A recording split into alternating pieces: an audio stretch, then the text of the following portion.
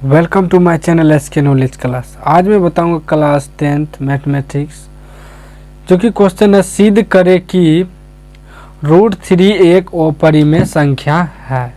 सिद्ध करने के लिए सिखाऊंगा मैं इस वीडियो में। चैनल पे नए हैं तो चैनल को सब्सक्राइब कर लीजिए और घंटी को दबा के ऑल कर दीजिए। जिस तरह मैं बताऊंगा इस तरह सिर्फ आपको बनाना है, सेम टू सेम बनाना है। ठीक, चलिए स्टार्ट करते हैं। सबसे पहले कह रहा है कि √3 एक अपरिमेय संख्या है, सिद्ध करना है, तो हम इसको उल्टा मानेंगे। माना लिखेंगे माना √3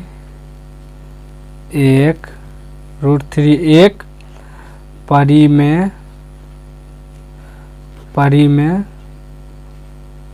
संख्या है। क्या मान लेंगे हम?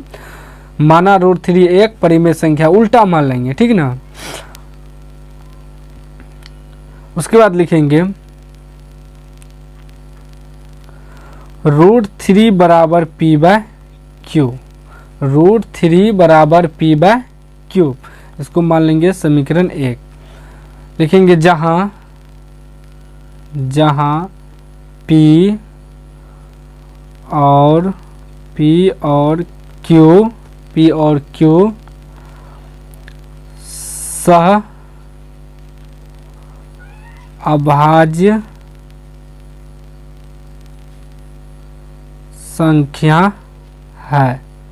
ठीक, जहां p और q सह अभाज्य संख्या है तथा q बराबर नॉट 0, इसको ऐड कर लेंगे, ठीक ना, साइड में लिख देंगे। सह अभाज्य संख्या का मतलब होता है, मैं थोड़ा आपको समझा दूं।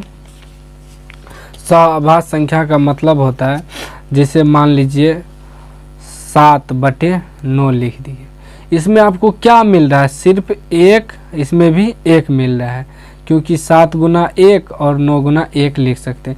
यानी कि 1 जो है वो क्या है? सहअभाज्य संख्या। सहअभाज्य संख्या का मतलब होता है 1 के अलावा कुछ और नहीं मिलना चाहिए। सहअभाज्य संख्या का मतलब यही होता है। सहअभाज्य संख्या का मतलब ये होता है कि 1 के अलावा और कुछ नहीं मिलना चाहिए। 7/9 क्या है? p/q के रूप में है। 7/9 क्या है? p/q के रूप में है। इसको हम परिमेय संख्या कह सकते हैं। और 14/28 लिख दिए, क्या है? ये p/q के रूप में नहीं है क्योंकि इसको हम कटा सकते हैं। देखिए कट जाएगा, 7 दूनी 14, 7 चौके 28, फिर कटेगा 7 1 7 7, यानी कि 1/2 निकला। इसका गुणनखंड निकल गया। अब ही p/q के रूप में है, क्योंकि अब इसमें 1 के अलावा और कुछ नहीं आएगा। इसी को सहअभाज्य संख्या कहा जाता है, जिसमें 1 के अलावा और गुणनखंड नहीं होना चाहिए। वही चीज़ यहाँ लिखे हम, जहाँ p और q सहअभाज्य संख्या है तथा q बराबर नॉट 0। ठीक, उसके बाद क्या करेंगे हम? दोनों तरफ वर्ग यहाँ लिखेंगे, दोनों तरफ वर्ग करने पर, ठीक ना, दोनों तरफ वर्ग, यानी कि √3 का स्क्वायर बराबर p/q का स्क्वायर, दोनों तरफ वर्ग कर दिए। √3 का स्क्वायर क्या हो जाएगा? 3 बराबर, अलग अलग दोनों का स्क्वायर करेंगे, p का भी स्क्वायर हो जाएगा और q का भी स्क्वायर हो जाएगा। ठीक, अब देखिए यहाँ इसके नीचे में कुछ तो 1 है। ठीक, गुना करेंगे, क्रॉस मल्टीपल, ये क्या हो जाएगा? 3q², इससे गुना करेंगे तो बराबर p²। ठीक, उसके बाद जब हम q² बराबर निकालेंगे तो p², ये गुना में तो यहाँ भागा में आ जाएगा 3। अब इसको मान लेंगे हम लोग समीकरण 2 का है, कि फर्स्ट वहाँ मान चुके हैं, ठीक ना। अब यहाँ लिखना है हमको, इसमें सब में या का लगाते जाना है, ठीक ना, भूल गए थे। ठीक, अब यहाँ लिखना है हमको, देखिए ध्यान से समझिए, यहाँ ध्यान से समझिए। q² बार में p² 3 से भाग लग रहा है। कितना बार में? q² बार में, p² में 3 से भाग लग रहा है q² बार में। यहाँ लिखेंगे p² 3 से विभाज्य है तो P भी 3 से विभाज्य होगा। P भी 3 से विभाज्य होगा। अब थोड़ा सा ध्यान से समझिए, यानी कि ये क्या है, पी स्क्वायर। पी के जगह हम मान लीजिए, ठीक ना, 3 का स्क्वायर लिख देते पी के जगह, ठीक। अब बटे क्या है, 3, एग्जाम्पल के लिए। तो 3 का स्क्वायर क्या हो जाएगा, 9 बटे 3। देखिए 3 तिया 9 कट गया, और ये भी तो कटेगा, 3 3 यह कट जाएगा। वही चीज़ यहाँ लिखे हैं कि पी स्क्वायर, पी के जगह एग्जाम्पल में हम 3 रखे थे, पी स्क्वायर 3 से विभाज्य है, तो पी भी 3 से विभाज्य होगा। यानी कि पी स्क्वायर को नहीं कटा, सिर्फ पी के जगह जो भी संख्या है, यहाँ मान लीजिए 3 है पी के जगह, तो पी भी तो कट रहा है 3 से। वही चीज़ हम यहाँ लिखे हैं कि पी भी 3 से विभाज्य होगा। इसलिए पी का एक गुणनखंड 3 है। इसलिए P का एक गुणनखंड 3 है, ठीक ना।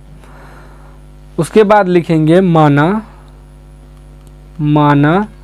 P बराबर हम मान लेंगे, जो दिया है ना यहाँ 3, P का एक गुणनखंड 3 है, तो इसी को मान लेंगे P बराबर 3m। यहाँ हम m माने आपके a b c d कुछ मान सकते हैं, हम m माने हैं एग्जाम्पल की, ठीक है ना। इसको मान लेंगे समीकरण 3। क्या मान लेंगे, समीकरण 3 मान सकते हैं, ठीक ना, नहीं भी मान सकते। उसके बाद यहाँ लिख देंगे जहाँ m कोई पूर्णांक है, ठीक ना। अगर आप यहाँ k लिखिएगा तो आपको यहाँ लिखना है जहाँ k कोई पूर्णांक है, ठीक। उसके बाद यहाँ लिखना है, आगे लिखेंगे P का मान समीकरण P का मान जो है P बराबर 3m, P का मान हमको क्या करना है, समीकरण 2 में रख देना है, ठीक ना। वही चीज़ यहाँ लिखना है, P का मान समीकरण 2 में रखने पर, ठीक है।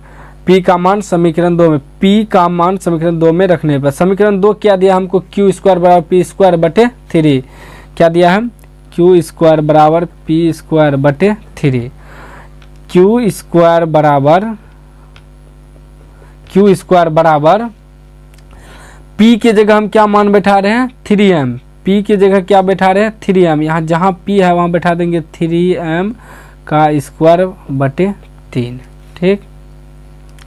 अब देखिए क्या हो जाएगा, क्यू स्क्वायर बराबर 3 का स्क्वायर क्या हो जाएगा, 9 और m स्क्वायर बटे 3, ठीक। क्यू स्क्वायर बराबर 9m स्क्वायर बटे 3 आया है। तो क्यू स्क्वायर बराबर, इस 3 से हम कटा सकते हैं, 3 तिया 9, यानी कि क्यू स्क्वायर बराबर 3m स्क्वायर, ठीक ना। अब हम इसको ऐसे भी लिख सकते हैं, 3m स्क्वायर बराबर क्यू स्क्वायर, ऐसे लिख सकते हैं उल्टा के, काहे कि बराबर में है तो इधर से भी लिख सकते हैं और इधर से भी लिख सकते हैं, ठीक ना। तो m स्क्वायर बराबर क्या हो जाएगा, क्यू स्क्वायर, ये गुना में है तो यहाँ भागा में। अब जो चीज़ यहाँ लिखे थे हम, ध्यान से देखिए, जो चीज़ यहाँ लिखे थे हम पी स्क्वायर 3 से विभाज्य, उसी तरह वहाँ लिखना है, ठीक ना। उसी तरह यहाँ लिखना है कि m स्क्वायर बार में क्यू स्क्वायर बटे 3, यानी कि m स्क्वायर बार में क्यू स्क्वायर बटे 3 विभाज्य हो रहा है, क्यू स्क्वायर जो है 3 से विभाज्य हो रहा है, वही चीज़ यहाँ लिखना है। लिखेंगे,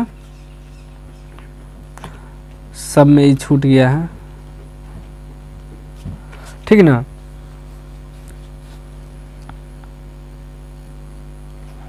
वही लिखेंगे हम, क्यू स्क्वायर 3 से विभाज्य है, तो क्यू भी 3 से विभाज्य होगा। तो क्यू भी 3 से विभाज्य होगा। तो चूंकि Q का एक गुणनखंड 3 है, Q का एक गुणनखंड 3 है। अब देखिए यहाँ Q का भी एक गुणनखंड 3 निकल गया और यहाँ देखिए P का भी एक गुणनखंड 3 निकल गया। वही यहाँ लिखेंगे, वही चीज़ यहाँ लिखना है। स्थिति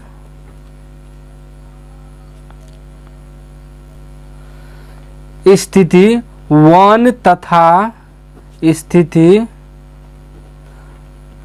2 से, स्थिति 1 तथा स्थिति 2 से P और Q में उभयनिष्ठ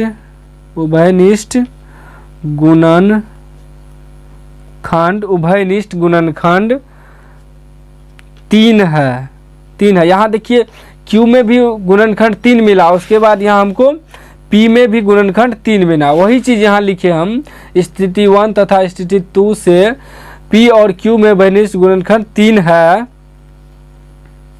अतः √3 एक परिमेय संख्या नहीं है, परिमेय संख्या नहीं है।